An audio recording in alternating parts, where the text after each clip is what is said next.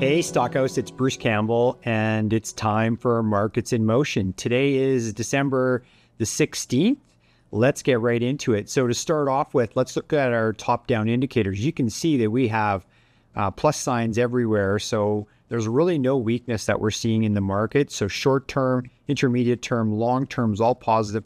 But the thing that we're looking at and carefully watching is our early warning indicator. And I mean, we're not seeing anything there, so that usually gives us, some insight into the next few months for sure as to what the markets look like.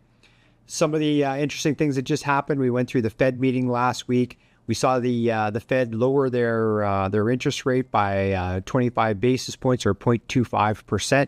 We're also looking out into the future, and you can see here that there's really not a lot of consensus as far as when they're going to lower rates until we look out until really the June timeframe. This can change, and it obviously does. It's very dynamic, and we tend to see changes as things go along.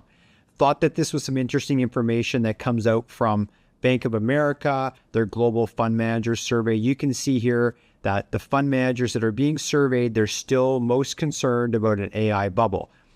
A couple of things there. One is, when everyone's talking about it, you wonder if that's still really the concern, or is it something else that's going to come out of left field? And then the second thing is we also want to look at this from a contrarian standpoint as well. So what are they talking about being the most trades that are the most crowded? We can see here that the Mag 7 continues to be crowded.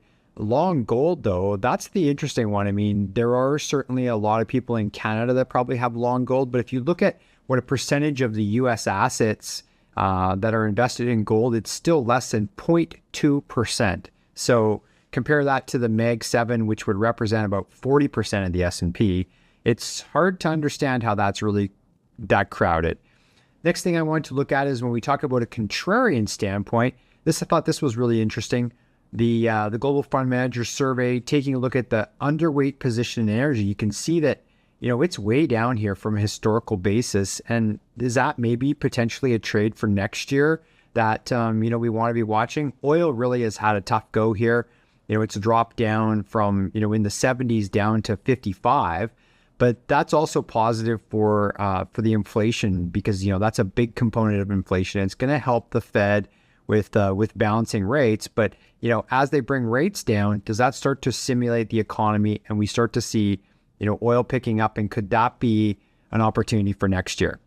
Also wanted to take a look at the junior gold miners to the gold miners. This is a relationship between those two. When the line is going down, that means that the senior gold stocks are outperforming. And when the line's going up, that means that the junior gold stocks are outperforming. And you can see right now that, for the last year and a half, almost 2 years now, we've seen the junior gold stocks outperforming the large cap stocks. That is a risk on environment, and it continues to work that direction. So you can see here, trend's still up. We continue to see that with the indicators that we're following.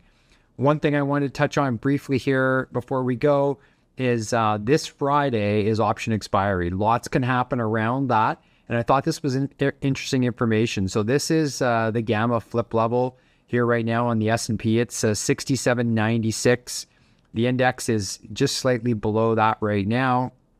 If we were to get above that, what that means is that dealers who are trading options, they will be selling options as the market goes up, and they're buying it as the market goes down. So expect some volatility here moving into Friday when we see that option expiry.